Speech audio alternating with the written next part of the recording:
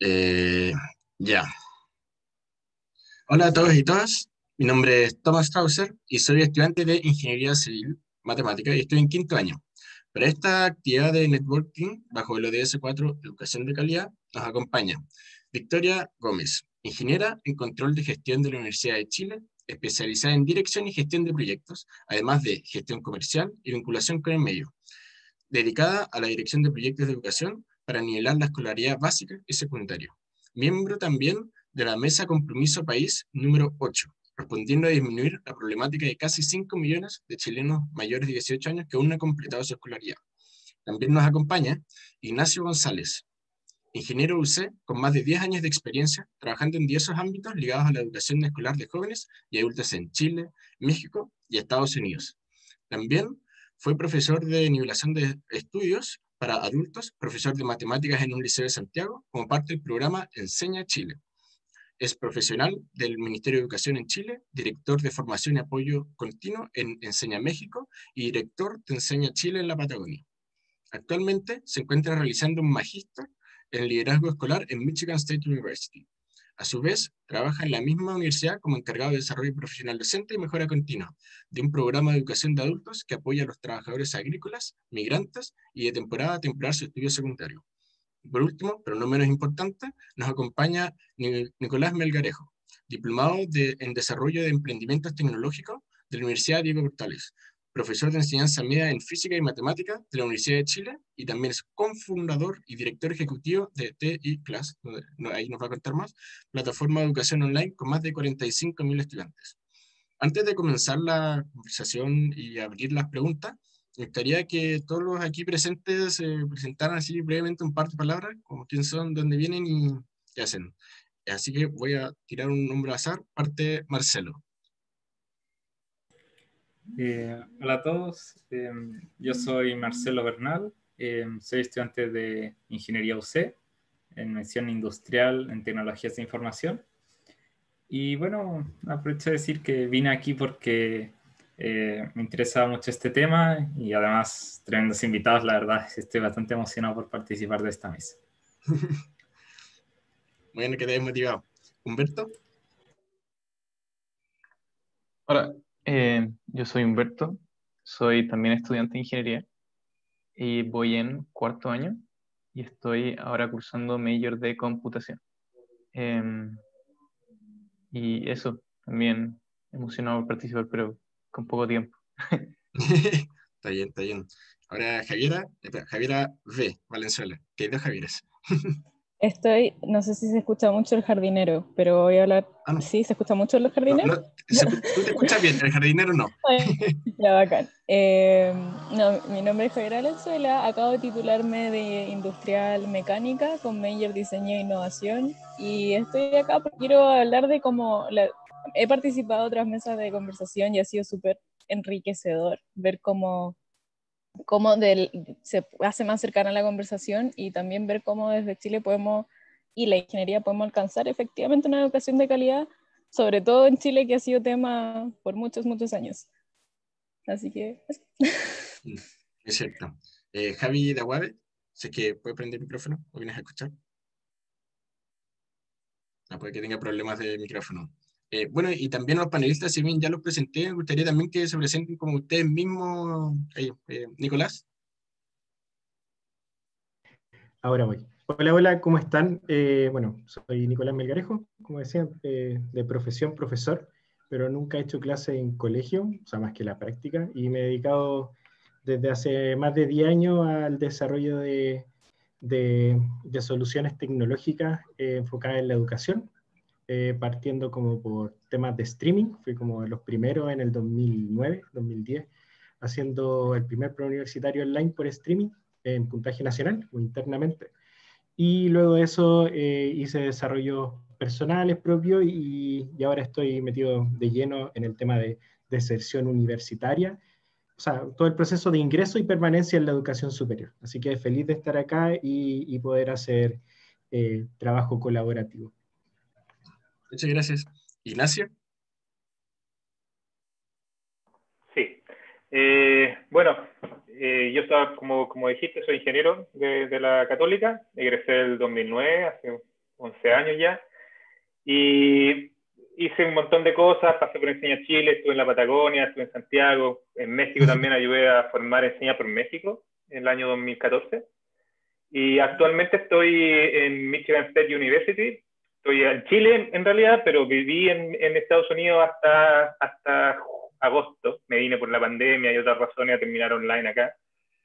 Y dentro del magíster, además del magíster que estoy haciendo en administración escolar, estoy en un programa que se llama High School Equivalency, que es nivelación de estudios para adultos, que es exclusivamente para trabajadores agrícolas, migrantes y de temporada, que en el fondo en Estados Unidos este es un grupo súper marginalizado, que mucha gente le llama como un grupo invisible, porque son personas que se van moviendo, migrando, por eso son migrantes, van migrando en Estados Unidos siguiendo la cosecha y trabajando por temporada en distintos lados.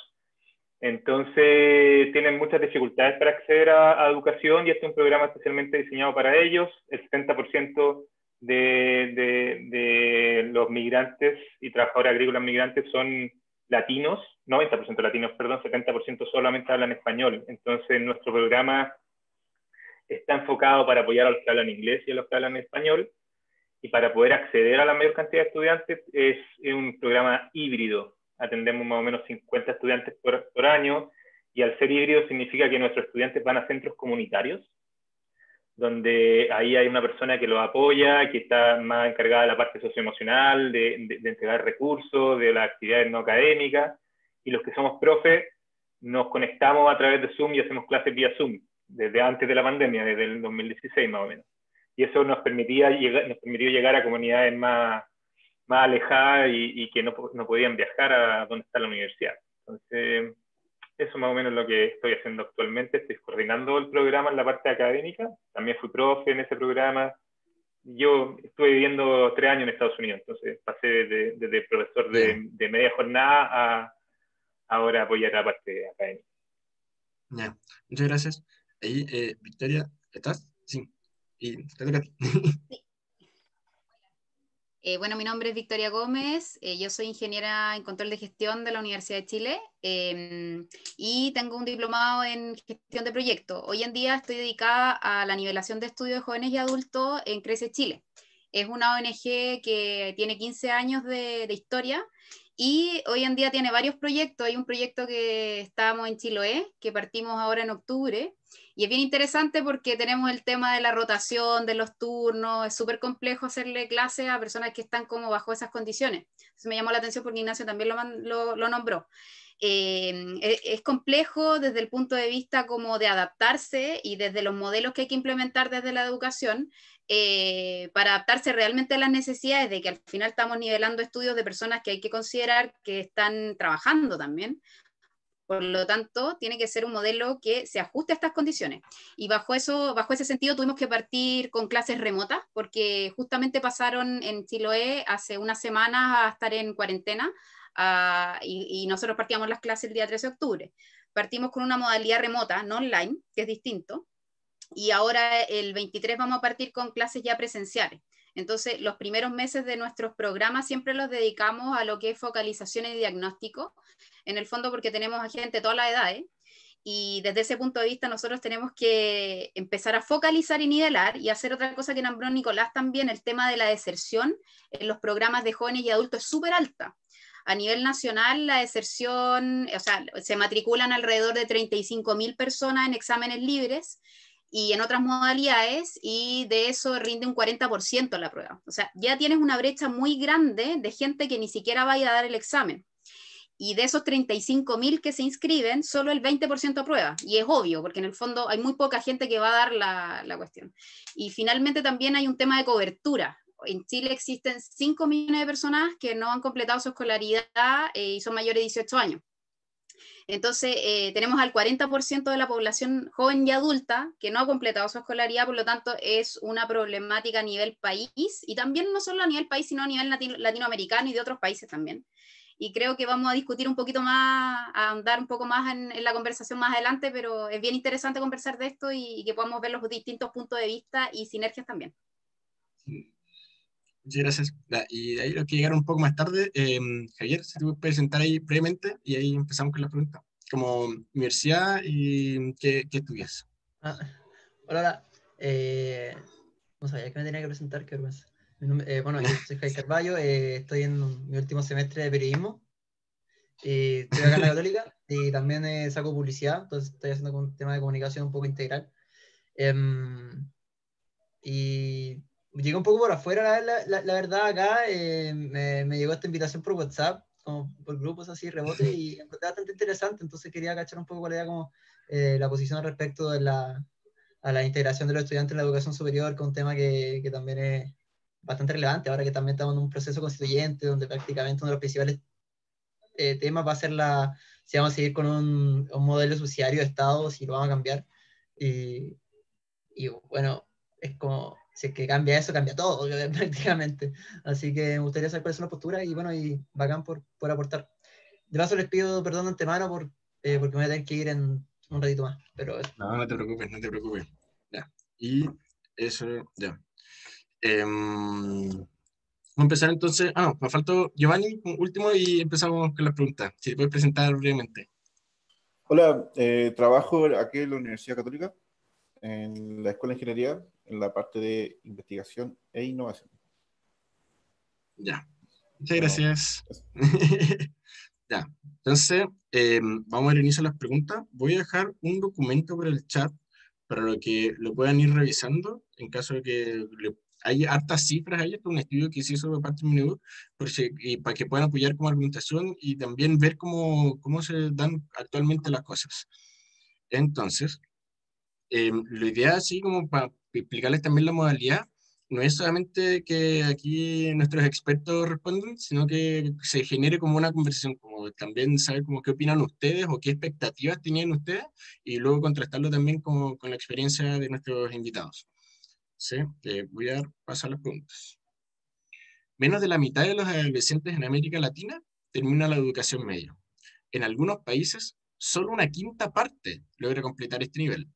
Aún en aquellos países que han logrado los mayores niveles de cobertura educativa, hay un tercio de los jóvenes que no llegaron a cumplir este objetivo. Este panorama es mucho más crítico si se centra la atención entre los jóvenes que habitan en zonas rurales o aquellos de los sectores sociales más desfavorecidos, donde la amplia mayoría está lejos de completar la educación secundaria. Entonces, la primera pregunta para todos y todas es, desde su punto de vista, ¿cuáles pueden ser las razones de la diferencia entre completar la educación en zonas rurales y qué dificultades impiden esto? No necesitan levantar la mano, si es que alguno quiere tomar la palabra, es bienvenido. Voy a dejar de todas formas la pregunta por el chat, por si se les olvida. No sé si alguien quiere empezar, dando su punto de vista. Dale, Giovanni.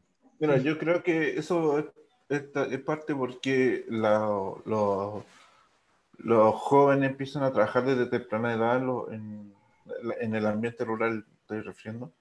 Empiezan a trabajar desde temprana edad, entonces empiezan a trabajar con sus padres en sus cultivos, en el pastoreo. Entonces, para empezar, por ejemplo, si una familia que trabaja pastoreando animales, el tiempo que se dedica a pastorear es muy largo. Entonces, a medida de que va avanzando más, la educación de por sí es una cosa que no se complementa bien con ese tipo de trabajo, entonces terminan dejándolo.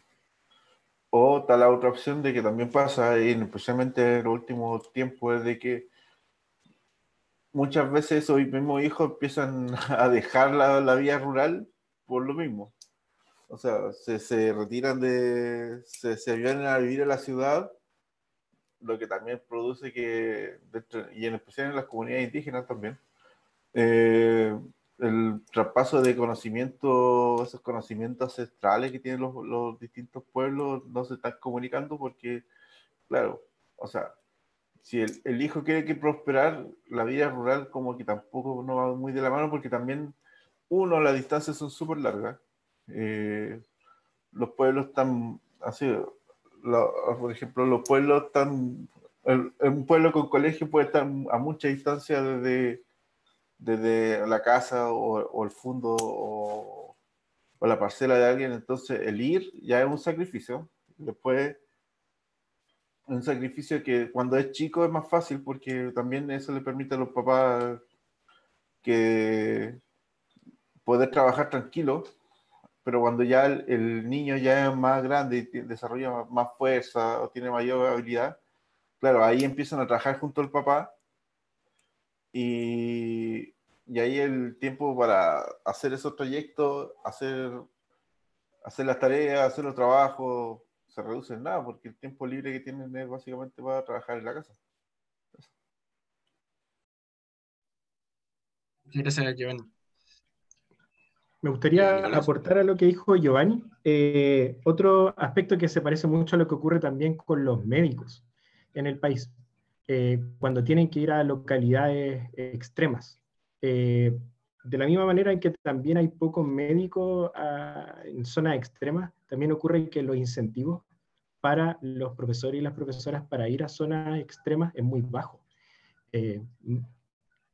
Partiendo con el sueldo que hoy día tienen los profesores a nivel mundial, que es muy bajo, se le suma a que eso implica un gran sacrificio para ellos y para ellas. Entonces, no hay incentivos monetarios que les permitan poder tener una pequeña perspectiva de futuro al poder hacer ese sacrificio por el país. Entonces, tenemos también un tema de acceso y de llegada de profesionales a esos lugares que es muy baja.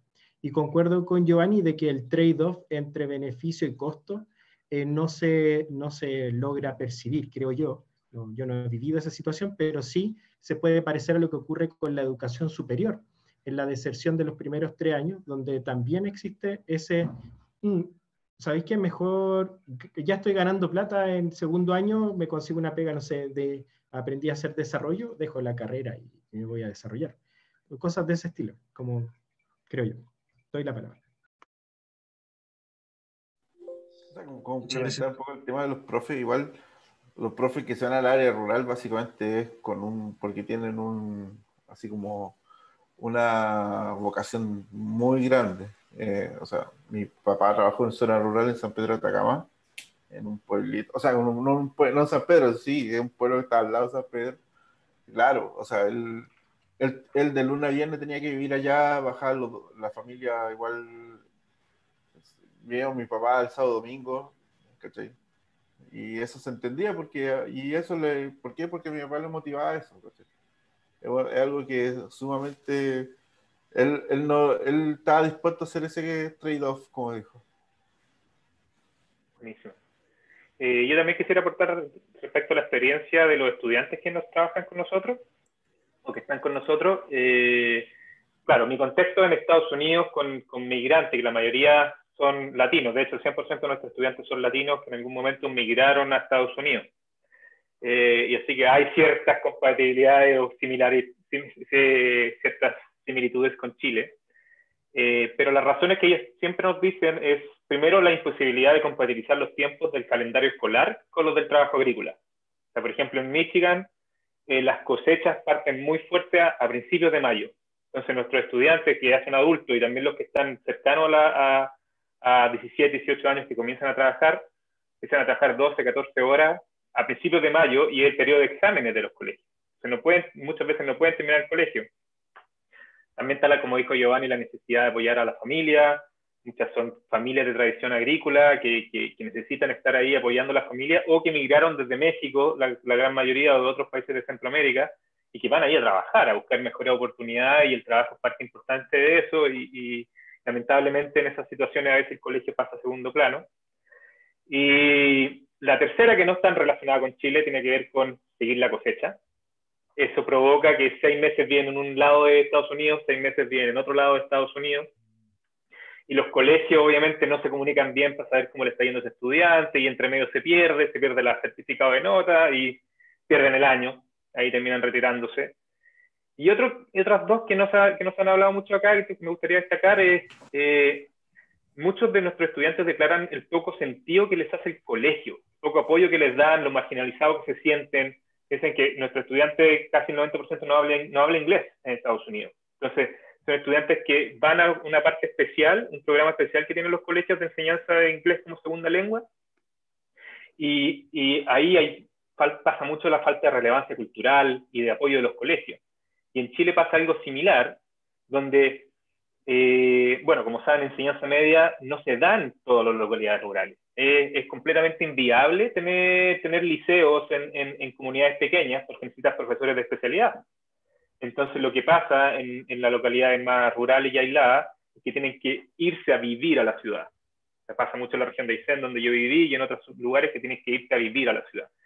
Entonces tienes que dejar tu casa, y ahí hay un montón de situaciones, porque o te vas a vivir donde un familiar, o te vas a casas de acogida, lo que se conoce como residencias familiares. Y la verdad es que yo un tiempo estuve tratando de investigar, no sé si hay mucha evidencia, a mí me costó encontrar evidencia de cómo es la calidad de vida de los estudiantes que viven en residencias familiares en Chile. Son un montón, en Coyhaique, por ejemplo, donde yo vivía, hay muchos niños que vienen de distintas partes.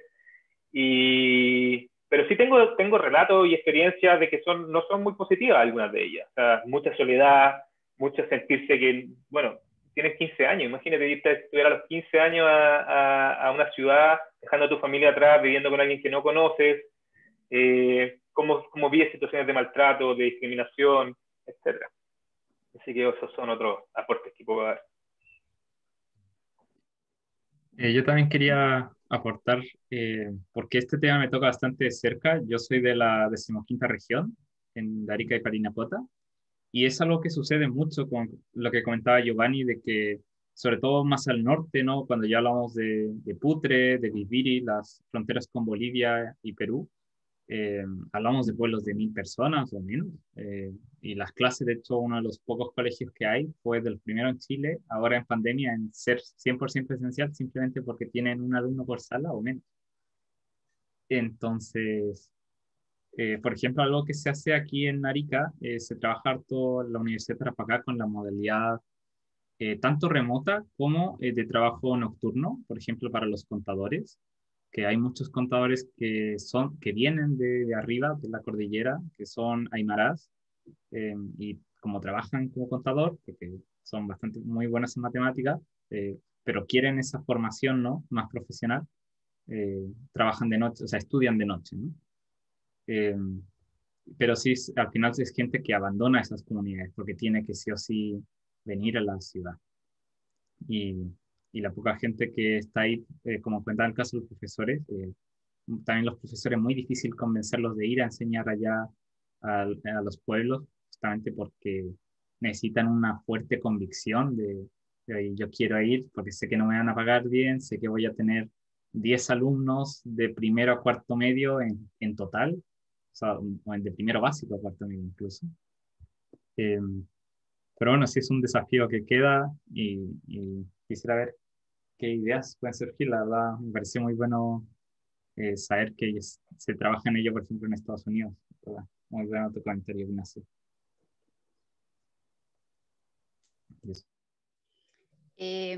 Aportando un poquito a lo que está diciendo Marcelo también, comentar que de los 5 millones de chilenos que no han terminado la escolaridad, el 80% vive en sectores rurales.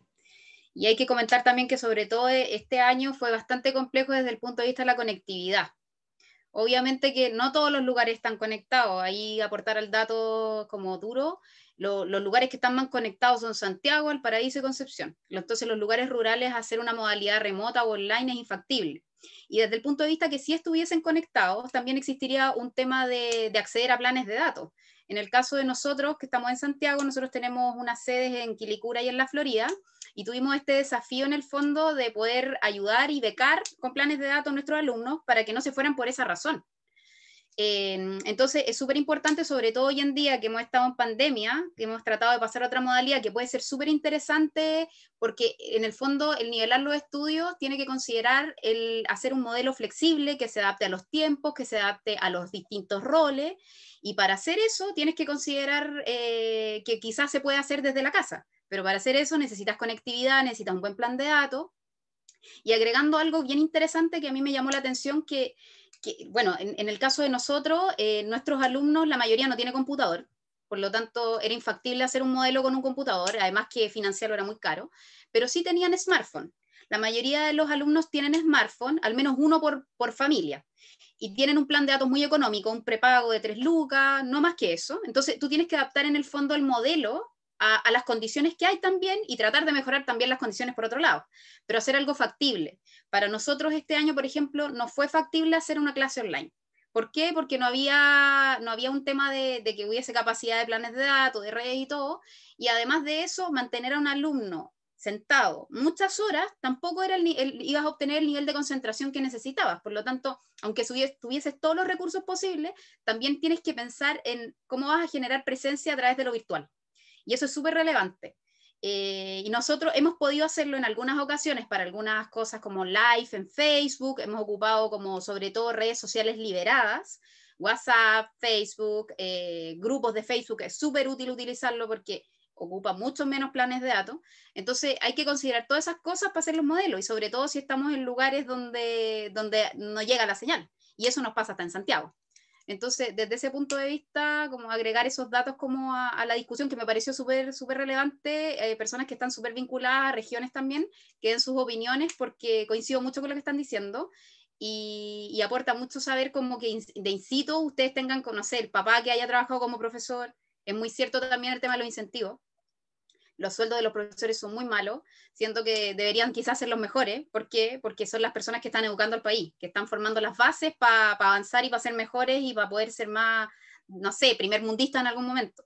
Pero si tú estás pagándole un sueldo bajo al que está educando, en el fondo no estás teniendo ningún incentivo para que este país sea más productivo tampoco. Entonces, desde ese punto de vista también creo que no debería ser solo la vocación, sino que debería ser un tema también bien remunerado. Eso. Hola, yo les quería hacer una pregunta. Dentro de su experiencia, son dos preguntas, ¿verdad? Una es para Victoria, que tú mencionaste la educación remota era distinta a la online. No sé si como que entiendo la diferencia. Y lo otro es, ¿cuál es la motivación de las personas que dejaron el colegio para volver? ¿Por qué vuelven a hacer estudios? Tengo la idea de que en el caso de Ignacio es como estar en un país nuevo, tienen que retomar, pero no lo sé. Entonces no sé si pueden darme un poco de feedback, de insights de eso. La primera pregunta con respecto a la educación online tiene que ver con hacer algo sincrónico, que estás en el momento y están todos conectados. Nosotros estamos en algo sincrónico ahora. La educación remota puede ser que utilices, por ejemplo, herramientas distintas como nosotros lo utilizamos, formularios de Google Forms, mandar tareas, hacer algo asincrónico, que en el fondo es remoto, pero no estás en la presencia, lo estás haciendo en otro momento. Y bajo otra modalidad que no tiene que ver con que todos estemos conectados en el mismo momento. Sí puedes definir un horario. Nosotros lo que mantuvimos este año fue eso, fue una modalidad remota, pero nunca hicimos clases online, en el fondo, que es lo que hacían las universidades o muchos de los colegios, y que también creo que fue en algunos sentidos no tan positivo desde el punto de vista que tenía ya un niño sentado, en el caso de la educación de niños, desde 8 de la mañana a 2, 3, 4 de la tarde. Y el niño, ¿qué tanto va a aprender a estar pegado frente a una pantalla? Que tampoco es algo muy beneficioso en hartos temas. Entonces, desde ese punto de vista, también creo que se debió adaptar un poco el modelo a la educación de este año, pero la verdad es que creo que se vino la pandemia y fue difícil adaptarse también. Eso como la diferencia entre lo remoto y lo online. Con respecto a la motivación, son variadas. Depende de la edad también. Nosotros en Crece Chile tenemos alumnos entre 18 y 66 años y algunos alumnos llegan porque los llevó algún pariente. La red de apoyo es súper importante. Algunos llegan por un tema de autoestima, de pertenencia, de empoderamiento, de mejorar las competencias, la proactividad, la resolución. Y otros llegan porque lo necesitan también para, no sé, por ejemplo, para sacar la licencia de conducir tenéis que tener el cuarto medio. Hay empresas también que quieren nivelar los estudios de sus trabajadores por fines de eficiencia, como en el caso de nosotros que estamos trabajando ahora con Salmonera en Chiloé. Ellos tienen un plan a largo plazo que es mejorar como las competencias y mejorar la eficiencia de la planta. Y para hacer eso, lo primero que tienen que hacer es nivelar los estudios, porque tienen mucha gente que no ha terminado ni siquiera el octavo básico. Entonces tienes que partir en el fondo por la base. Nosotros tenemos súper claro que esto es un paso para algo más. El sacar el cuarto medio no te va a habilitar para tener tremendos ingresos ni entrar a competir en un mercado tampoco, pero es la base para que tú podáis seguir estudiando, quizás sacar un técnico, quizás llegar a la universidad. y en el fondo te da también un sentido de yo puedo. Muchos de nuestros alumnos entran como con mucho temor, y tanto temor tienen que ni siquiera quieren ir a dar las pruebas. Entonces, por eso yo comentaba que la deserción en inscribirse y ir a dar las pruebas es un 60%. Entonces, ahí hay una brecha súper importante que combatir, y tiene que ver con hacer un plan como bastante robusto en el tema del seguimiento, el acompañamiento, lo que nombraba Nicolás también, y con apoyo no solamente desde el punto de vista educacional, sino que de psicología, de trabajo social, de apoyo de redes. Toda esa parte es súper relevante, porque es un problema que ya no es solamente educarlo, sino que tienes que lidiar con muchas otras cosas, con apoyos y subvenciones, con el ingreso familiar de emergencia este año, con la gente que está, no sé, estudiando con nosotros, no tenía pega, no tenía que comer, y tú le dices, oye, pero continúa estudiando. En el fondo estás viendo que tiene una carencia mucho más importante que estudiar en este momento. Y aún así lograron permanecer, nosotros los apoyamos en todo lo que pudimos y con todas las redes que teníamos, pero nunca es suficiente en el fondo. También necesitamos generar redes de apoyo robusto, y que no sean solamente el Mineduc, sino que vengan también del Ministerio del Trabajo, del Ministerio de Economía. O sea, es una cuestión súper global. Y lo importante también es establecer alertas tempranas, en el fondo, antes de que deserte. Y eso está pasando hoy en día. Hoy en día hay 80.000 niños y jóvenes que están por desertar. Y eso va a pasar a englobar la cantidad de jóvenes y adultos que el día de mañana tampoco van a haber terminado el colegio. Y es por el producto de la pandemia. Entonces, hoy en día hay que ser preventivo en esto, no tomarlo cuando el problema ya está, sino que hacer un sistema más robusto y más coordinado y articulado también. Eso. Claro. Ignacio, como para complementar un poco, para que tú respondáis, también te quería preguntar como cuáles han sido las barreras culturales con las que te hayas encontrado, porque igual me imagino estar en Estados Unidos, trabajar con gente de México o de otros inmigrantes de otros países, igual ha habido tema de cómo llegan, cómo han sido sus estudios en casa versus cómo les están enseñando ahora, no sé. ¿Hay algo? Sí, buenísima pregunta. Bueno, primero, la pregunta anterior que hiciste, por qué llegan, es muy parecido a lo que dijo Victoria. Yo lo resumo como un tema de autoestima, de dignidad. Muchas veces, la gran mayoría de nuestros estudiantes, cuando les preguntamos, porque hacemos esa pregunta en la aplicación de ingresos, es porque quieren mayores oportunidades laborales, estudiar en una universidad o un instituto técnico, que esa es la respuesta más formal. Cuando ya empieza a indagar un poco más, el tema de demostrarse a sí mismos que pueden es súper relevante. Así como, yo quiero hacer esto, quiero terminar el cuarto medio, quiero ser capaz de ponerme una meta y lograrlo.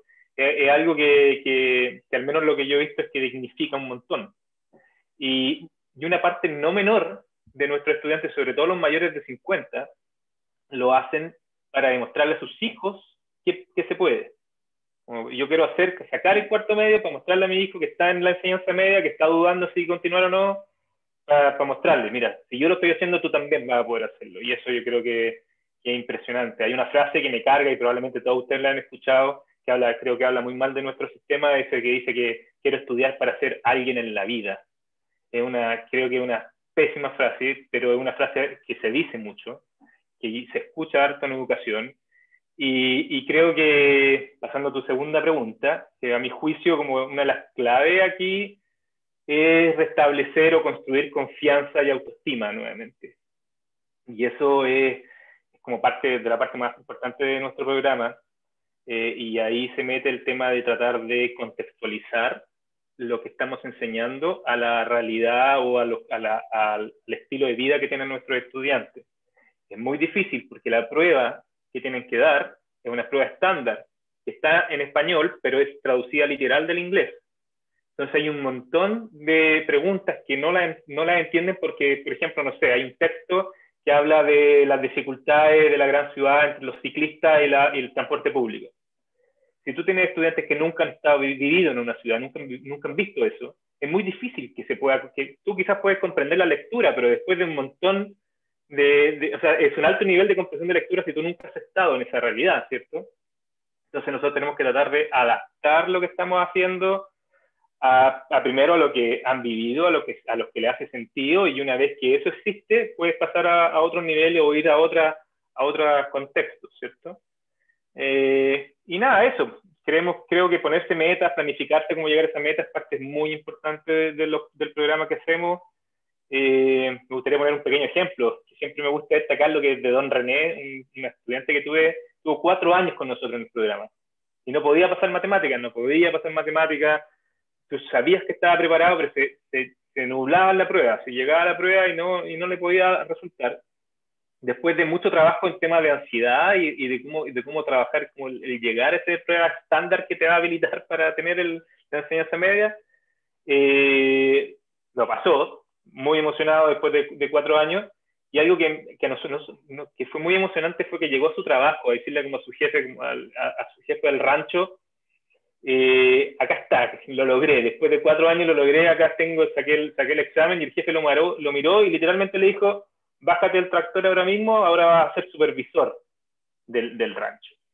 Y nos demostraste a todos que podían lograrlo, etcétera. Y esas historias creo que son súper importantes porque hablan de lo que genera, no solamente en temas de oportunidades, que tuvo una nueva oportunidad, sino como en lo que puede generar a otras personas. O sea, es nuestro ejemplo que ocupamos todo el tiempo para mostrarle a otros estudiantes que también están ahí en el programa, para mostrarles que lo haces por ti mismo, por mostrarte que puedes, y etc.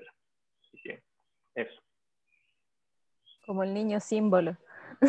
Claro. Pero adulto símbolo. Nicolás, también, ahora que me acordé como de la introducción, que Tomás dijo como TI Class, ahí Nicolás nos va a contar más. ¿Qué es TI Class? Sí, en verdad se dice TI-Class, pero como son ingenieros siempre dicen TI, como TI y clase de clase, pero en verdad eso es la unión entre tecnología aplicada a la educación. Es una plataforma de educación online enfocada en desarrollar comunidades de aprendizaje para el proceso de ingreso y permanencia en la educación superior. Esto quiere decir, en el contexto actual, prueba de transición, más primeros años de educación superior, y trabajamos en base a comunidades de aprendizaje, es decir,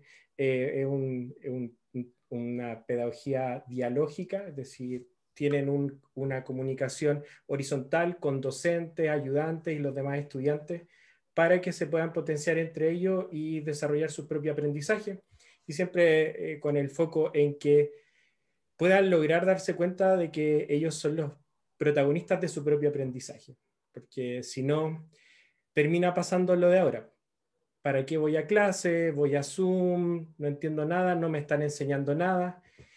Y recién descubrimos, parece que los estudiantes no son autónomos, que las estudiantes no son autónomas, y había que hacer algo entonces, porque no sé, como que no se valora. Entonces la educación no era ir a clase. Y entonces, como que creo que se generó toda esa confusión de parte de los estudiantes de, en verdad no estoy aprendiendo nada. ¿Y qué? ¿Va a aprender más yendo a una clase, ahora cambiando la infraestructura? Y en verdad yo creo que también tienen que empezar a hacer un proceso de reconocer cuál es su papel en su proceso de aprendizaje, y que aprender no es ir a clases.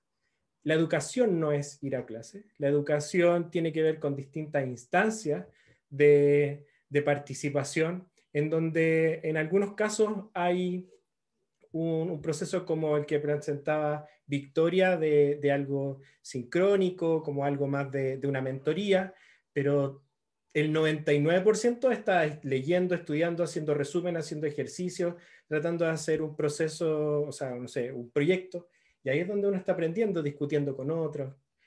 Y eso es TI-Class. Todo eso implementado en educación online. Muchas veces nos dicen, ya, son un PREU, pero en verdad nuestro foco no es ser un PREU, es más bien un propedéutico, pero a nivel de comercio o de publicitario, si nosotros ponemos propedéutico, nadie nos busca, porque nadie está buscando un propedéutico hoy día. Así que uno tiene que decir lo que la gente busca. Está buscando hoteles, uno dice, soy un hotel, somos un preuniversitario. Y así la gente, ya, bacán, y entienden todo. Eso es TI-Class. Buenísimo. Oye, lo otro, voy a retomar todas las preguntas si es que nadie me interrumpe. Dale nomás. Quería preguntar si es que ahora pandemia, por un lado, ha afectado un poco a la cantidad de personas que se les suman a estos procesos, a empezar a aprender de nuevo. Y también cómo al final podemos, de los que llegan, cuáles o quiénes o cuántos pasan efectivamente a entrar a la universidad después de vivir esta experiencia y decir, ya, yo puedo. No sé si es tan real, porque en pocos lugares la educación secundaria es gratuita, entendiendo que hay una clase económica más baja que accede a esto, no lo sé. Pero me surgieron esas dudas. Por mi lado, lo que te puedo contar es que claramente ha habido un aumento en darse, yo lo veo así, como darse la oportunidad de encontrar en la educación online una manera de educarse y aprender válida y muchas veces más adecuada para su contexto. Nosotros tenemos estudiantes de todo Chile y también personas en el extranjero, personas que están en situación de hospital, o sea, como, no sé, gente que está con leucemia, cáncer, y no puede ir a lugares físicos, personas que han sufrido bullying, que tampoco quieren ir a exponerse a situaciones sociales como una sala de clase, y que me incluyo a mí también, que también me genera ansiedad el estar en lugares con mucha gente. Y sí, aumentó bastante. Y lo genial es que también hay un reconocimiento frente a que, ¿sabéis qué? No, ahora la respuesta que nos van dando los estudiantes es como, ya no le encuentro sentido a estar tanto rato en el colegio. ¿Para qué estoy tanto rato en el colegio? ¿Por qué tengo que ir al presencial? Y van dándose cuenta de su protagonismo, lo que te iba diciendo. Si tú te das cuenta de que tú eres responsable de tu aprendizaje, entonces reconoces de que los tiempos de presenciales pueden ser menores en contextos generales. Por supuesto que hay unos que se requiere por estar presencial. Y el porcentaje de ingreso, eso es variado, pero está en torno al 80-90% en TICLAS. Nosotros no tenemos ni un filtro y por eso es atribuir a una institución. Tiene que ver con los propios esfuerzos de las personas. O sea, por supuesto que alguien está en TICLAS, está en otro lugar más o quizás no. No nos podemos atribuir los logros de los estudiantes. Muchas gracias a todos y todas por sus comentarios hasta ahora. Ahora me gustaría redirigir un poco la conversación. Hemos hablado harto sobre el acceso mismo a la educación tal cual está hoy en día, pero en el contexto nacional que estamos, ya se aprobó que iba a haber una nueva constitución. Entonces, como comparando con la constitución, bueno, actual y la que se va a hacer, como que existen falencias en ellas que apunten a no asegurar el acceso a la educación y terminar la educación secundaria, y qué mejoras se podrían realizar a dicho derecho social. Voy a dejar la pregunta por el chat. Básicamente, como si fuesen a tirarse a constituyentes, como qué cosas dentro de lo que tiene que ver con educación les gustaría garantizar y que quedara. Ahí abro palabra. Yo solo voy a decir una palabra: descentralización. Es importante descentralizar todo. Ahora, actualmente Santiago engloba todo, como decían antes, siempre como que hay que irse a la ciudad, pero ¿por qué no darle como un poco más de poder a los pueblos en ese sentido? Ni siquiera a los pueblos, o tal vez a alguna ciudad que no sea Santiago. Sí, yo en ese sentido, bueno, es súper profunda la pregunta. Yo le estuve dando una vuelta antes de cuando la mandaste por email. Creo que es la más difícil de todas, porque es parte de un debate que se tiene que dar y donde probablemente tienen que existir cambios en la estructura misma de la educación, del sistema escolar actual. ¿Por qué? Porque creo que un derecho que garantiza, se supone, la Constitución actual y que probablemente va a garantizar la próxima, es el garantizar el derecho a la educación, ¿cierto? Ojalá por sobre ¿cómo se llama el segundo derecho? Se me olvidó exactamente el nombre, pero que permite al final que elijan la educación. Libertad de enseñanza. ¿Cómo garantizamos el derecho a la educación por sobre la libertad de enseñanza? Etcétera. Pero hay una problemática, sobre todo en la educación rural, creo yo, que tiene que ver con garantizar el acceso. Entonces, hemos hablado un montón de barreras que existen, y si ya te retiraste del sistema, por ejemplo, ¿cómo puedes buscar maneras y alternativas para ingresar? Entonces, cuando hablamos de educación flexible. En escolares, los colegios virtuales en Chile no son una alternativa, no existen, no tienen reconocimiento oficial, por ejemplo. Entonces, no sé, cuando yo trabajé en México me acuerdo haberme quedado sorprendido por una escuela, no vamos a hablar de su calidad, simplemente estamos hablando de la alternativa. En México no había capacidad de llegar profesores a muchas escuelas por mucha parte importante del siglo XX, y armaron lo que se llamaban las telesecundarias, donde tenían secundarias, donde literalmente tenían una tele y se juntaban y había tele. O otros lugares donde no había nada, absolutamente nada, simplemente la misma comunidad armaba la escuela y los estudiantes de la misma comunidad se hacían de tutores. No sé si han escuchado las redes de tutoría, algo similar que empezó a darse y partió en México. A lo que voy, sin dar una respuesta en realidad, es que yo creo, por ejemplo, que la educación pública debe garantizar el acceso a la educación para todos los estudiantes y adultos. Y, por ejemplo, en el caso de educación rural, podría darse de repente alguna forma de que trabajadores agrícolas, ponte tú, tengan algo más acorde a su forma de trabajo, a su calendario, a sus tiempos. Por ejemplo, algo similar que hacemos en nuestro programa, que van, por ejemplo, imagínate estudiantes de enseñanza media que va a una escuela rural donde tiene un montón de apoyo ahí, y los profesores de especialidad se conectan desde clases virtuales o con cápsulas de aprendizaje. Son alternativas que en este momento la subvención y la forma que el sistema no permite que eso exista en la educación escolar. Entonces, no estoy diciendo que hagamos eso, porque la verdad es que habría que estudiarlo muchísimo más a fondo, pero creo que realmente se tiene que garantizar y buscar de todas maneras el derecho a la educación, y no sea como, ya, tenemos en las escuelas, tú tienes que venir como estudiante para acá y adaptarte a este sistema, o si no, no accedes. Sino como el sistema buscar y la educación pública buscar cómo acceder a los estudiantes que no están pudiendo llegar al sistema imperante. Sí, o sea, mira, yo pensaba, lo que pensaba era al final era una mezcla entre lo que dijo Nicolás y lo que dijo Ignacio. Porque igual, por ejemplo, una de las cosas más complicadas dentro de todo el sistema educativo es de que todas las decisiones se basan a nivel central acá en Santiago.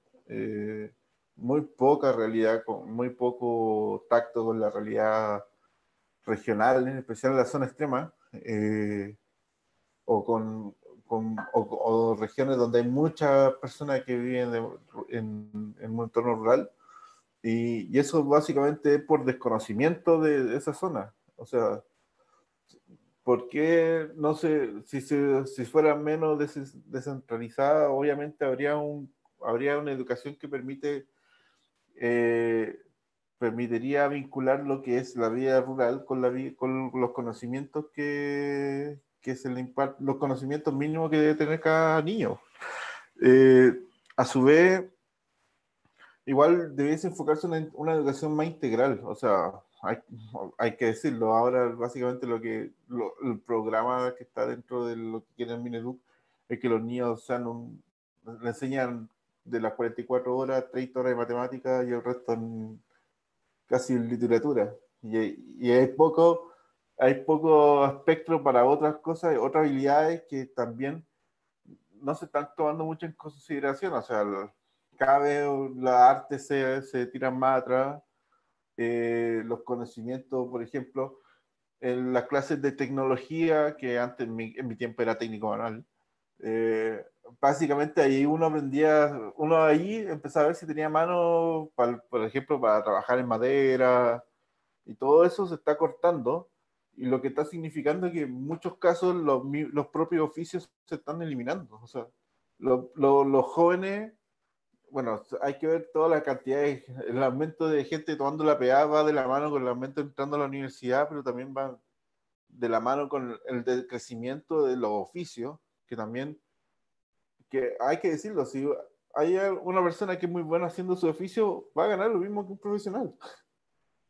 Y es sumamente, o sea, yo lo veo, por ejemplo, en muchos casos, porque yo viví en el norte, y muchos casos, yo me acuerdo, el otro día hablaba con mi hermano, un caso de un técnico que trabajaba en una empresa minera, que ganaba más que el gerente porque él obviamente era un especialista en cierta máquina y él lo aprendió trabajando. Entonces, ese dejar ese concentrarnos en materias específicas como matemáticas y literatura y dejar muchas otras cosas afuera también está permitiendo que los mismos jóvenes no tienen como un conocimiento muy integral de muchas cosas.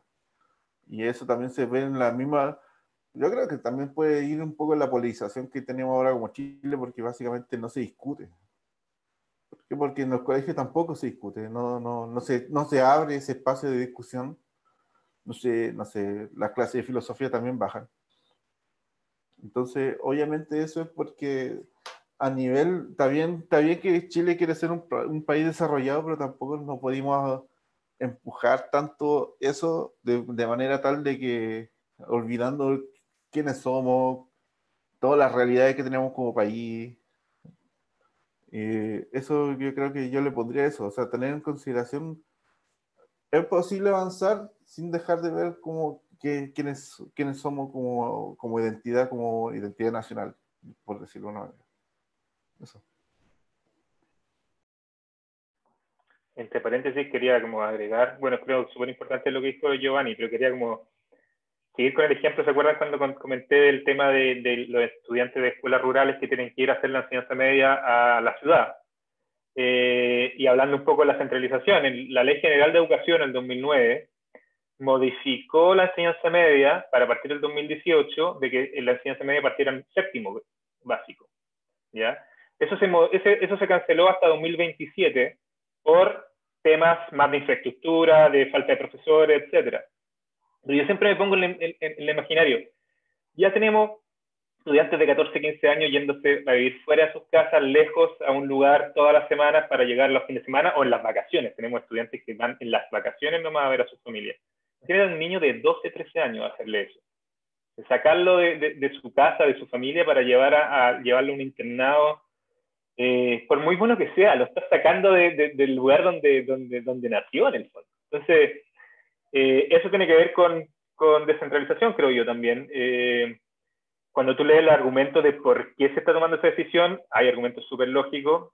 Creo que si yo nunca hubiera salido de Santiago, probablemente ni siquiera sería capaz de reconocerlo. La única manera de reconocerlo es saliendo y viendo otro tipo de realidad que no sea la tuya urbana, decía, centralista. Súper interesante todo lo que comentan ustedes. Yo lo veo desde dos puntos de vista. Uno, desde el punto de vista de la Constitución, el derecho a la educación se asegura para educación básica y media también hasta los 21 años, ¿verdad? Y sabemos que hay mucha concentración de jóvenes que no han terminado la escolaridad. Entonces, una alternativa quizás sería extender esos 21 años, decir 25 años, decir 30, por ejemplo. Eso sería una alternativa. Ya desde el punto de vista ya no de la Constitución, sino que de las políticas públicas específicas para EPJA, que es la educación para jóvenes y adultos, hay varios temas que tratar. Tiene que ver con las mallas curriculares, cómo están establecidas, en el fondo la rigidez que tienen y a veces la no necesidad de ser tan difíciles y tan complejas para el ámbito que estamos hablando también. El tema de la infraestructura que se solicita también para acceder a licitar la modalidad regular o la modalidad flexible es innecesaria. Hoy en día hay una modificación que está en camino de salir, que es el artículo 548 para la modalidad regular, para que la infraestructura no sea tan grande y tan fastuosa en el fondo, porque no es necesario tampoco. Y lo otro, el tema de las subvenciones.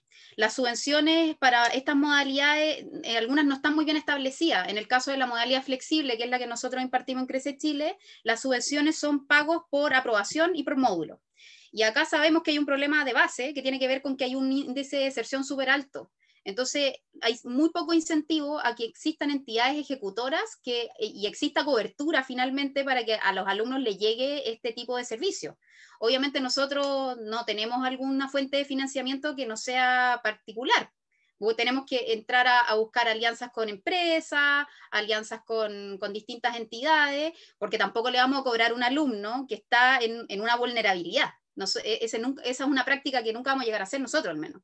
Entonces, desde ese punto de vista, las subvenciones deberían ser un incentivo, primero, para mantener la gestión del talento también. Los profesores se les paga muy bajo salario y además de eso, no hay un aseguramiento de la continuidad.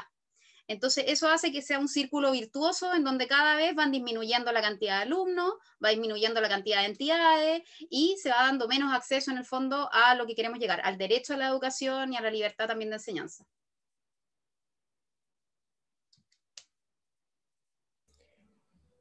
¿Me puedo meter? Por supuesto que aportando a que el currículum flexible podría incluso funcionar como en Colombia, donde hay dos currículums, uno que es rural y el otro urbano. Y en Chile claramente si reconocemos lo rural, tiene que estar en el currículum como un currículum rural. Por supuesto que también estoy de acuerdo con lo que está diciendo Victoria frente a la concepción que tenemos de educación. La educación se hace en una escuela, la escuela es un edificio. El edificio requiere de una infraestructura. A ver, paremos. Yo creo que eso hay que repensarlo, porque los espacios de aprendizaje han cambiado y creo que tenemos la posibilidad, no está por supuesto que todavía la conectividad, pero eso creo que tiene que ver con que esté dentro de la ley la conectividad como un derecho fundamental, el acceso a Internet. Permita que existan otras modalidades de educarse y que le permitan a las personas que quieran estar en la casa y educarse en la casa o en lugares rurales que puedan acceder a educación sin tener que generar gastos adicionales de traslado, incomodidades de vivir en otros lugares y sobre todo enfocarnos en las cosas que tienen que ser importantes en la educación, que tiene que ver con las experiencias educativas que se pueden generar y sobre todo en entornos rurales. Por ejemplo, Ignacio me quedo dando vueltas cuando su estudiante modelo que presentó logró calificar, su empleador no le dijo, genial, ahora sabes, estoy seguro que tú sabes multiplicar, o no sé. ¿Por qué le dio un cargo? No fue porque ahora sabe multiplicar, porque ganó, yo creo que tiene que ver con algo más profundo, ¿no? Como que las personas son capaces de cumplir metas y esas metas tienen que ver con su capacidad de compromiso, responsabilidad, bla, bla, bla, y capacidad o ganas de seguir aprendiendo. No sé, me imagino. Y creo que eso implica en que entendamos la educación no amarrada a algo físico, sino que algo que puede ocurrir en cualquier otro lugar. Y así se romperían entonces hoy día las empresas grandes que están asociadas a infraestructura, que al final eso termina siendo el negocio educativo, la infraestructura inmobiliaria, como ya ocurrieron con las universidades y también ocurre hoy día con los colegios. Y que al romper eso ya no habría necesidad de que eso ocurra. Yo quería hacer una pregunta, si bien como que casi que va un poquito en contra con lo que han dicho de que hay que cambiar la idea de que la educación es dentro de un edificio. Quería saber qué opinan ustedes de cuán responsables dicen ser las universidades de generar tal vez programas de inclusión del adulto que hizo todo este esfuerzo en sacar sus estudios segundo, de cuarto medio en este caso. Si es que la universidad debiese generar programas o no para seguir motivándole y que termine su educación en esa área. Yo tengo una opinión súper concreta respecto a eso y es una visión también. Yo creo que las universidades deberían abrir sistemas de becas para los alumnos que no pudieron terminar la escolaridad y que ellos pudiesen optar a continuar sus estudios, porque claramente una persona que termina sus estudios a los 30 y tantos años, en promedio nuestros alumnos tienen 33 años, termina el cuarto medio a los 35, tiene que trabajar, no va a poder pagar una universidad, claramente ni un técnico. Pero sí debería haber un incentivo ligado con las universidades y con los institutos técnicos o con las OTEC, qué sé yo, que se pudiesen capacitar para realmente lograr un nivel de ingreso mayor. porque la verdad es que cuarto medio, en un sentido como de autoestima, pertenencia, incluso validación frente a los demás, es genial, pero eso no te habilita para grandes cosas, en el fondo no es un tremendo salto, y eso hay que reconocerlo. Entonces creo que la educación se tiene que conectar desde la universidad, también con la educación secundaria y también desde los primeros años. En el fondo, ir captando qué alumnos van a desertar. Lo que decía Nicolás, que ellos tienen un sistema como de seguimiento y deserción de los universitarios. Ese sistema lo deberíamos tener a lo largo de toda la cadena de estudio, en el fondo. Y claramente sabemos que la deserción en la educación de jóvenes y adultos es altísima. Por ejemplo, nosotros en este año tuvimos una tasa de deserción de un 20%, lo que es súper bajo. El año pasado en pandemia tuvimos una tasa de deserción del 40%. Y eso tuvo que ver con que nosotros implementamos un modelo nuevo este año de una figura que creamos de coordinación de convivencia, que junto a psicólogos y trabajadores sociales hacían un seguimiento continuo a través de llamadas para saber cómo estaban los alumnos y poder apoyarlos no solo desde el punto de vista pedagógico, sino que también emocional e incluso de ayudarlos a buscar fuentes de empleo en las comunas donde ellos estaban insertos. Entonces es súper adecuado articular esas redes en el fondo y ayudarlos. Hoy en día estamos planeando algunos talleres de empleabilidad, de currículum y de todo eso, y lo estamos planeando con algunas empresas también. Y las universidades caen de cajón en poder ayudar en ese tipo de cosas. Creo que deberían abrir un espacio de inclusión dentro de las universidades.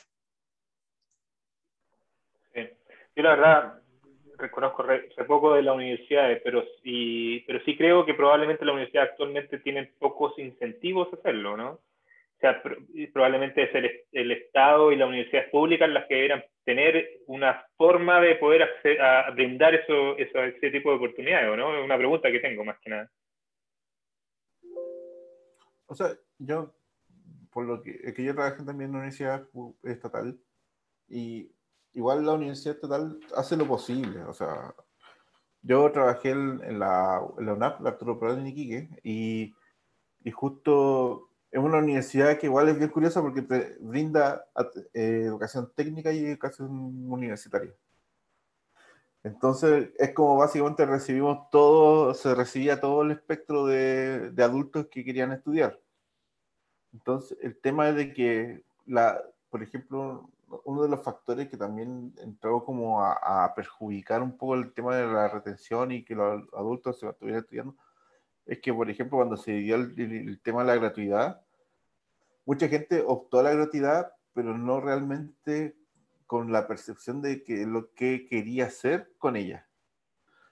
Lo que significaba que en muchos casos, por ejemplo, la deserción en carreras técnicas era casi el 50% en el primer año, y siendo que son 2 años, era porque, claro, muchos jóvenes llegaban con la gratuidad, usaban el beneficio, sin tener mucho conocimiento de base, porque en el colegio tampoco lo tienen, y en especial en los colegios públicos, porque dentro de todo se hace lo que puede. O sea, no existe como colegios privados orientadores y que te hablen de como la experiencia universitaria, sino que básicamente es como se trata de pasar el contenido y se entrega el título y sigue con el proceso. Entonces, mucha gente entraba a estudiar carreras técnicas sin saber muy bien, en especial en Iquique y en el norte, porque está toda la promesa de trabajar en el rubro minero, que también te da mucho ingreso. Entonces, entrar a estudiar eso, muchas veces sin todos los conocimientos, sin la motivación, porque aparte como era con la gratuidad, era gratis, no se afectaba mucho el tema del bolsillo, más que nada tenía que gastar la plata en ir a la U. Entonces, lo que pasaba es de que lo dejaban tirado, o sea, no les satisfacía y lo dejaban tirado y renunciaban. Y en la universidad igual era el contrario de la gente renunciaba, más que nada porque también, como es una universidad estatal, mucha gente de los buenos puntos que se vienen para acá, se van para Viña, se van para Valparaíso. Los que quedaban, mucha gente tampoco tenía el conocimiento base y lamentablemente la universidad como que no te perdona mucho, especialmente las estatales, no te perdona mucho el no tenerlo. Entonces es como se dice, pasan por el colador. Y ahí, lamentablemente, la universidad tiene que hacer eso porque dentro en especial las de regiones, mucho el ingreso es por el ingreso estatal, el aporte fiscal directo, que es el aporte de las matrículas. Entonces era como que le convenía tener ese tipo de moledora de carne, por decirlo así. Entonces, igual es súper como tema a nivel público, porque al final uno aspira de que lo público sea como la base para todo y no tengamos que decidir mucho de, así como, que no, la educación no debiese ser mucho de nuestro bolsillo, sino que debe ser como lo público, debe ser la base en general para todo. Pero a nivel de recursos, como entran a competir con el resto, es súper complejo. Compiten por los alumnos, compiten por los puntajes, con los alumnos con buenos puntajes.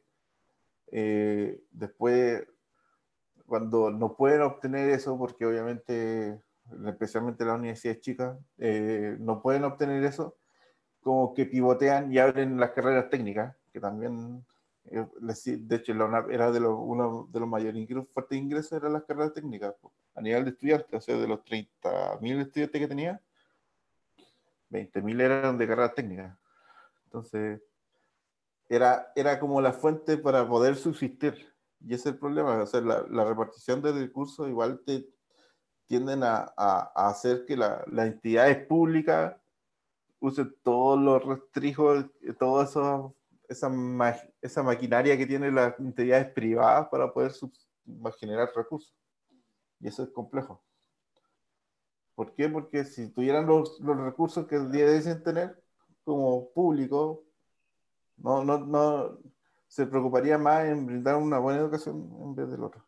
Claro, para eso cuando hablaba de la universidad pública me refería un poco a lo que está, no en el sistema actual, pues soñando en una nueva constitución, cómo la universidad pública puede garantizar el acceso a la educación superior, porque al final, bueno, ese es mi sueño de parte de una nueva constitución, que el derecho a la educación sea garantizado de parte o sea, el privado también pueden haber mecanismos para que el privado lo haga, pero es una garantía que tiene que dar el Estado, nosotros, no esperar que el privado lo haga así nomás. Sí, ahora me gustaría como nuevamente desviar un poco el tema a otro que también es súper importante, que tiene que ver ya más con lo relacionado con la docencia online. Porque actualmente hay muchos colegios que se les está pidiendo como volver a la presencialidad, pero con todo el tema de la pandemia no es siempre posible y no siempre cuentan con todos los resguardos sanitarios. Entonces, eso, como sobre todo relacionando con lo que hablábamos al principio, que existen muchas dificultades como respecto a la cobertura en espacios rurales, la pregunta es la siguiente. ¿Puede ser la educación online un aporte para terminar la educación secundaria en el corto o en el largo plazo? Y esta sería la última pregunta de la actividad. Abro palabra. Yo creo que sí es una alternativa, pero que hay que considerar varias cosas. Y lo conversamos durante todo este como webinar, seminario. En el fondo hay que considerar el tema de la conectividad y si les va a llegar a las personas como el primer recurso para que puedan acceder. Lo otro que también hay que considerar el nivel al que quieres optar a nivelar. En el fondo, ¿a qué voy? La gente que está, por ejemplo, de primero o cuarto básico, que es de alfabetización, es más difícil que una persona pueda nivelar estudios en forma remota si tiene esa edad, porque tiene que nivelar a presto digital primero, tiene que saber cómo ocupar las redes, o sea, tienes que hacer de todas maneras una nivelación digital para poder acceder a eso. Después en los niveles ya como de quinto octavo es un poco menos difícil, pero sigue siendo complejo. Ya en los niveles de ciclos medios se vuelve mucho más accesible y ellos como que pueden captar mucho más fácil, le pueden utilizar mucho más fácil las redes también. Entonces hay que considerar como hacer diagnóstico y además de hacer diagnóstico, hacer nivelaciones. Y además de eso, lo que decía Nicolás antes, hay que asegurar el acceso al internet. O sea, eso es lo básico. Si tienes al 80% de la gente que no ha terminado el cuarto medio, que no tiene internet, en realidad, ¿cómo lo vas a implementar? O sea, partiendo por eso. Y esto de llevarlos a lugares, a residencias, es sacarlos de su entorno también, pues entonces es un costo súper alto. y el beneficio puede que no sea tanto, sobre todo en lo inmediato, porque son personas que necesitan trabajar en el corto plazo, que mantienen como el día a día. Entonces, considerando todos esos factores, creo que para implementar un buen sistema y un escalamiento de algo online, hay que hacer hartas cosas antes. Ahora, hoy en día estamos en pandemia. Entonces, estamos en una pandemia y a lo mejor va a haber un rebrote el próximo año, entonces igual tenemos que pensar en algunos modelos híbridos y en algunas alternativas, quizá semipresenciales. En el fondo, algunos días online y otros cada 15 días yendo a algún colegio y ahí mantener una presencialidad acotada en el fondo, pero hacer algo así, algo como más combinado, un modelo más flexible, con las condiciones que hay hoy en día. Claro.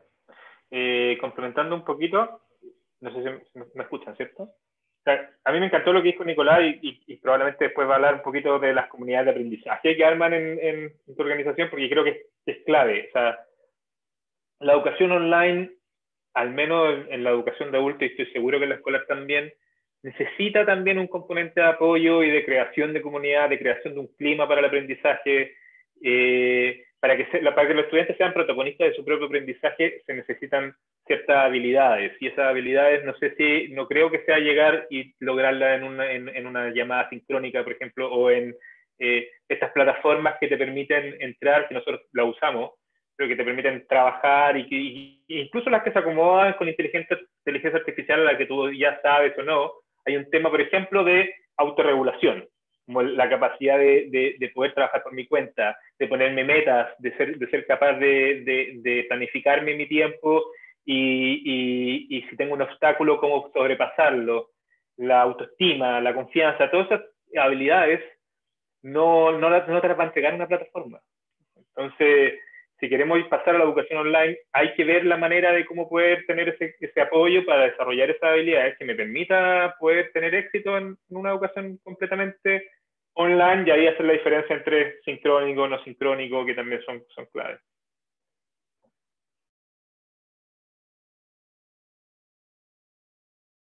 Ahora sí. Efectivamente, hay que siempre, en el tema de tecnología y educación, hay que detenerse un rato siempre, porque siempre hay tres paradojas siempre en temas de tecnología y educación. Por un lado, siempre hay grandes promesas. Pensemos en todas las etapas en las que siempre ha habido un intento de revolución, entre comillas, educativa. Siempre hay grandes promesas, como que no habrán escuela en el futuro, y se asocia a algo como medio mágico. Luego, aparte de las grandes promesas, se muestran evidentes potencialidades, siempre. No sé, te presento la pizarra digital, la pizarra electrónica. Oh, no, esto es maravilloso, esto es el futuro. Y entonces se presentan como evidentes potencialidades, incluso el programa como que cada niño tenga un computador. Y lo peor es que la paradoja es que hay esquivos impactos. Es decir, realmente hay muy poca evidencia de que hayan realmente impactos de aplicaciones tecnológicas que ayuden en la educación. Hasta, creo yo, ahora donde nos tuvimos que poner las pilas y pensar bien las cosas más allá de los fuegos artificiales, de una pizarra electrónica, del data, del video, el audio, el streaming, el Zoom. Los problemas y la educación, para que funcione, parten desde la base, porque la escuela como la conocemos va a seguir existiendo, en el sentido de que las metodologías, las dinámicas, es un conocimiento que se ha ido trabajando y perfeccionando en el tiempo, y que está en el saber hacer de los docentes, en algo que es muy importante, que se llama la intencionalidad pedagógica. Y eso da lo mismo si tenemos tecnología o no. Eso es evidente. Entonces, la participación de los docentes es fundamental. Yo creo que sí, que tiene que existir un colegio público online y que tiene que estar regularizado por el Ministerio de Educación los colegios online, tanto para menores de edad como para mayores de edad. Pero siempre teniendo en cuenta de que esto no es mágico, la plataforma no hace la magia. La curatoría y el diseño instruccional es de las y los profesores.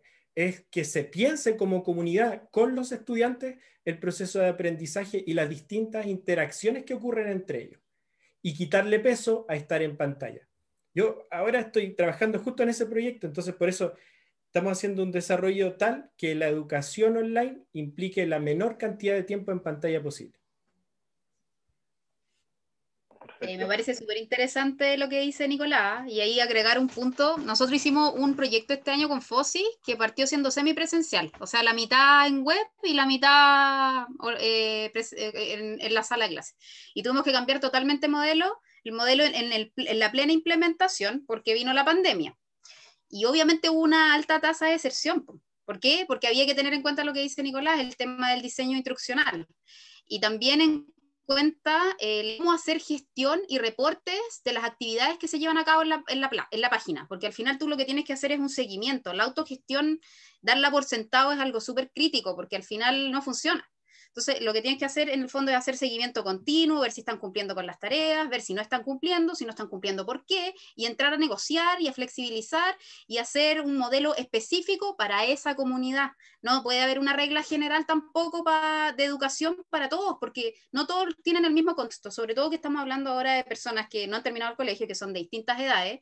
Obviamente que hay que hacer segmentaciones y planes estratégicos de acuerdo a tipologías de alumno, por así decirlo. Y establecer esa estrategia requiere coordinación, requiere planificación, requiere seguimiento continuo, y creo que eso es súper relevante para poder establecer realmente un seguimiento y que funcione el modelo finalmente. Claro. Yo quería poner otro ejemplo también de donde estoy trabajando acá. Bueno, por una parte, los estudiantes que en español, cuando yo decía hacemos clases en Zoom, sí, se conectan 3 horas, todos los días se conectan 3 horas, pero obviamente no todo el trabajo no es una clase de un profesor dando una clase, sino que es tiempo para practicar, porque tratamos de recrear las dinámicas que se dan en un colegio, ocupamos un montón de breakout rooms y un montón de otras cosas, pero es un ejemplo de la que me pasó hace 2 años, que nosotros perdimos un fondo. Cuando yo llegué al programa no había un fondo, no teníamos tanto dinero y yo era el único instructor en ese momento. Y tenía 5 estudiantes en inglés, más los otros 30 en español. Entonces yo estaba imposibilitado de poder hacer clases en las tardes, las clases eran de 6 a 9 de la noche. Y lo que hicimos fue contratar una plataforma donde se supone con todas las promesas y con todo Nicolás y dije, ya, pues está perfecto, me la vendieron entera en Estados Unidos. Y nada, yo les puse metas, y dije, ya, veamos cómo funciona. A los 2 meses, o sea, no había nada, porque no, obviamente yo ingenuo pensé, ya, son estudiantes en inglés, generalmente los estudiantes que hablan inglés en nuestro programa son los más jóvenes, que se retiraron de la educación media en 3.º o 4.º medio, entonces confío un poco más. Luego me funcionó, todos ellos se graduaron, con esos 2 meses perdidos igual se graduaron. ¿Y cómo lo logramos? Simplemente si yo le escribía un correo todos los días, donde esto es lo que vamos a trabajar hoy día, esta es la intención, acá tienen un par de videos de YouTube donde pueden ver, hacía un Google Form con el libro, donde quiero que respondan estas preguntas.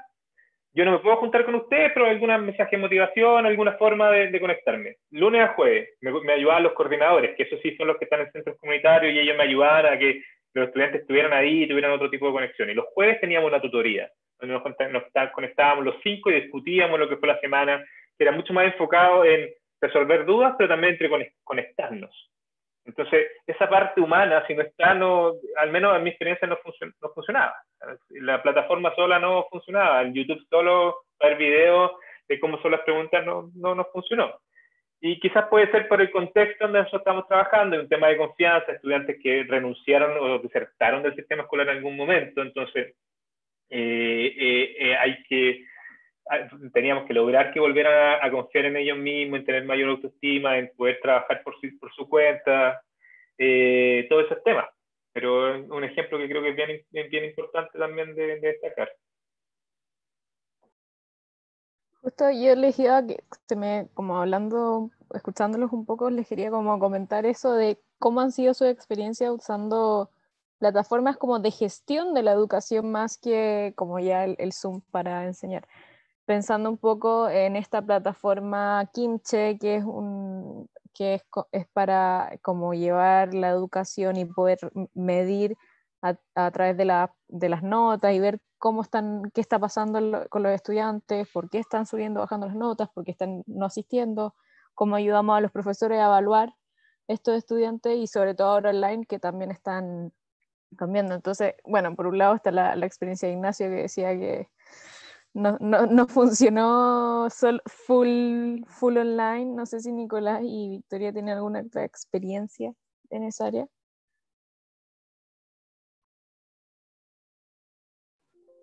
Voy a partir con el tema de que claramente ¿cómo se llama? El avance tecnológico, se me olvidó el concepto. Todas las empresas están haciendo la transformación digital, ¿cierto? Están viviendo este proceso de transformación digital, acelerado también con el teletrabajo, que, no sé, Microsoft ya se está implementando y de repente la achuntaron y justo se hizo norma el teletrabajo. Y eso hace que cambien también la manera en que nos evaluamos, que evaluamos el trabajo. Ya no lo evaluamos por tiempo de trabajo, sino como por proyecto, por resultado. Eso también debería empezar a ocurrir con los estudiantes y con los mismos docentes. Y ahí es donde yo creo que sí la tecnología tiene una clara importancia, que es el levantamiento de información para la toma de decisiones. Pero la toma de decisiones no la toma la inteligencia artificial. Finalmente son las docentes, los directivos, las directivas las que toman esas decisiones.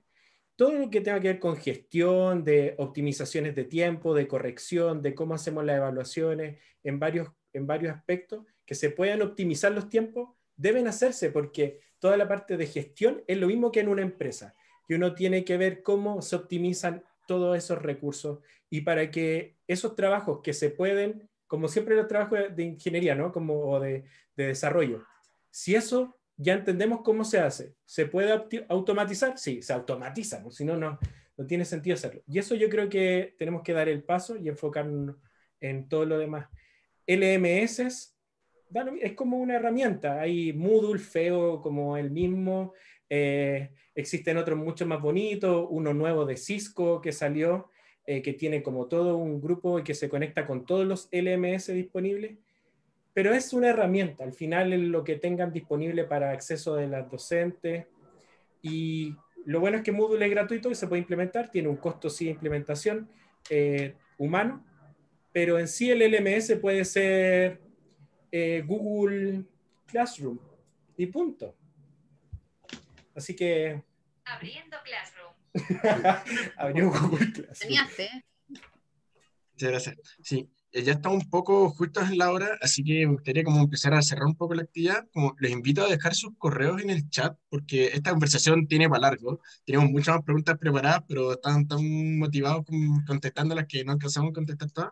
Así que les invito, como ejercen, a dejar sus correos en el chat para que puedan seguir conversando esto a futuro. Dicho eso, muchas gracias a todos por asistir. Espero que hayan aprendido mucho en esta conversación y muchas gracias también a nuestros panelistas por acompañarnos en esta sesión. Les cuento que este es solamente el segundo día en el ISEL, por lo que si quieren seguir de cerca las actividades que nos quedan, pueden hacerlo a través de la página isel.inc.puc.cl o nuestro Instagram